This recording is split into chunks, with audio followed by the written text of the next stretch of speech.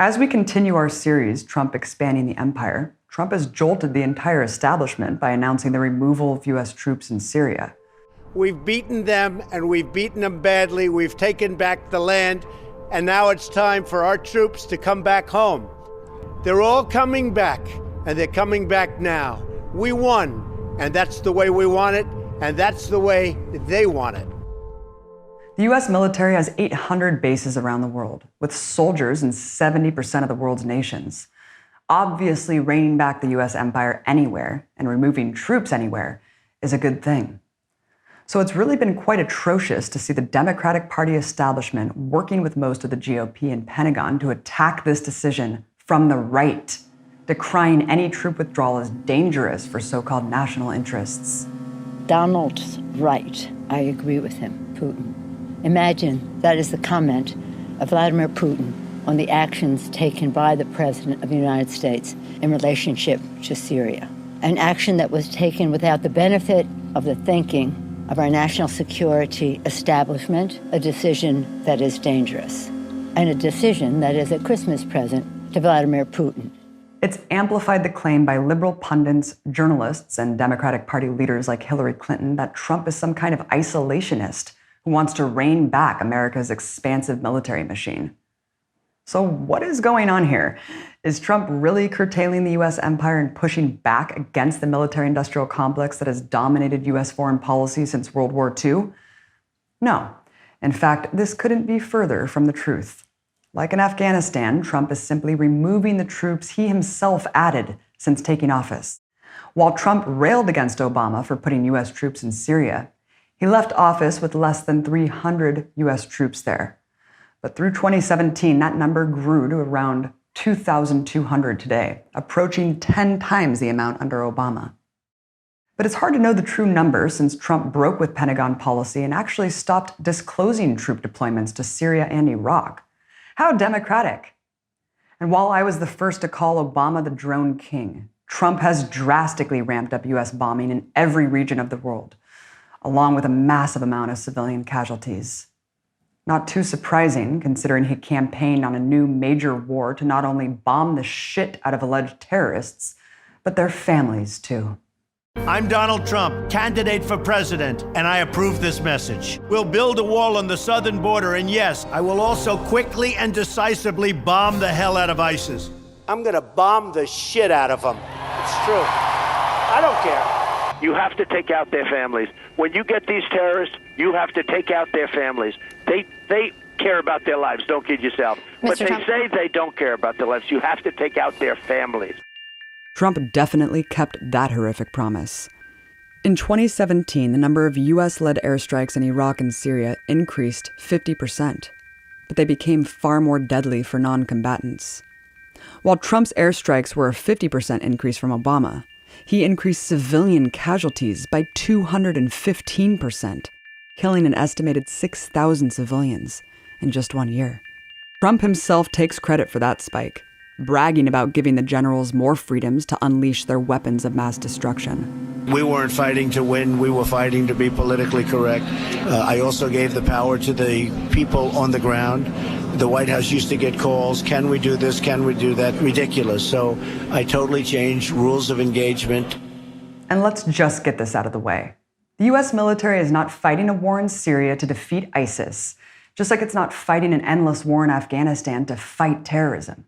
Just like it's never fought a war anywhere for human rights or democracy. The reasons they say at press conferences are never the reasons they talk about behind closed doors. In reality, all of these wars are about expanding US control. Syria has been a target ever since they won independence from British and French colonialism in 1963. And along with other pan-Arab victories in the region like Libya, Iraq, Egypt, and beyond, they were all on the chopping block for American capitalism. Trump has also slapped 287 new sanctions on Syria, showing he's continuing the policy of crippling the Syrian state and population. Let us not forget that Trump's first foreign policy act was crossing another line Obama was too scared to do, launching strikes against the Syrian state from his dining room at Mar-a-Lago. It's the type of escalation that could lead to a new world war, but was flippantly carried out over chocolate cake. The US empire's proxy in the Middle East, Israel, carried out even more bombing. Trump ushered in a new phase where Israel began targeting Syrian forces, bombing them at least 10 times in the last 2 years. These airstrikes would likely never have happened without approval, assistance, or orders from the Pentagon. Remember, Trump didn't announce an end to the U.S. operation in Syria. He simply said he's removing 2,000 troops. Nothing about the continued bombing, which he dramatically escalated in his first year. And even though bombings dropped in intensity in 2018, after there was basically nothing left to bomb, large numbers of airstrikes continue, contradicting the claim that the war is over. In the last 2 weeks of 2018 alone, the Pentagon says it carried out over 1,000 engagements in Syria and nearly 500 airstrikes. Nothing about supporting its foreign surrogates, like Turkey, to do all the dying in place of U.S. troops.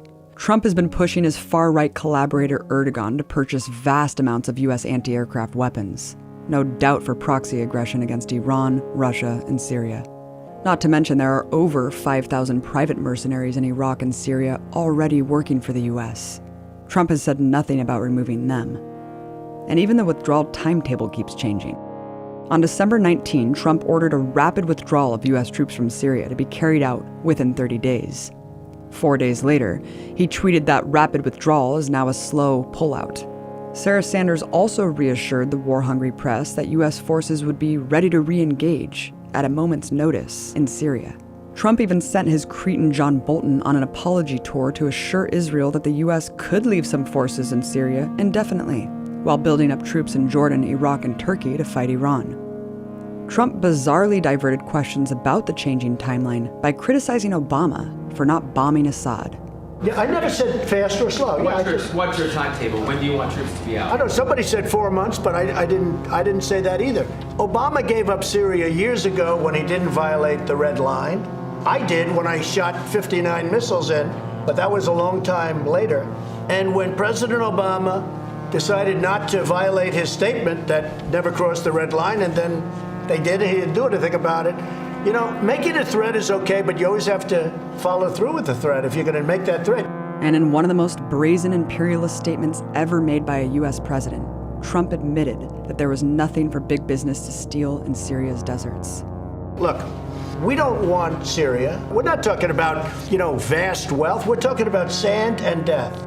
Seems like Trump and his friends are only interested in what resources they can pillage and what markets they can open and plunder as a consequence of U.S. invasions. So many other countries are ripping us off that if we got that under control, you wouldn't have to raise taxes. How do you get it under control? By going to Iraq and saying, you know what, you have $15 trillion worth of oil. Guess what, folks? You're going to be paying us back. When I heard that we were first going into Iraq, some very smart people told me, well, we're actually going for the oil. And I said, all right, I get that. We lose thousands and thousands of lives.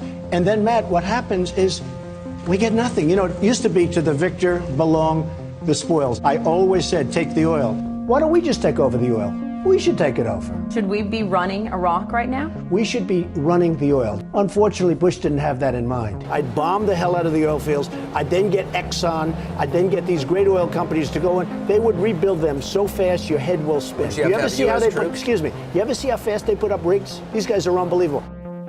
The thing is, Trump isn't talking at all about withdrawing any troops from Iraq, where he wants to pillage the oil.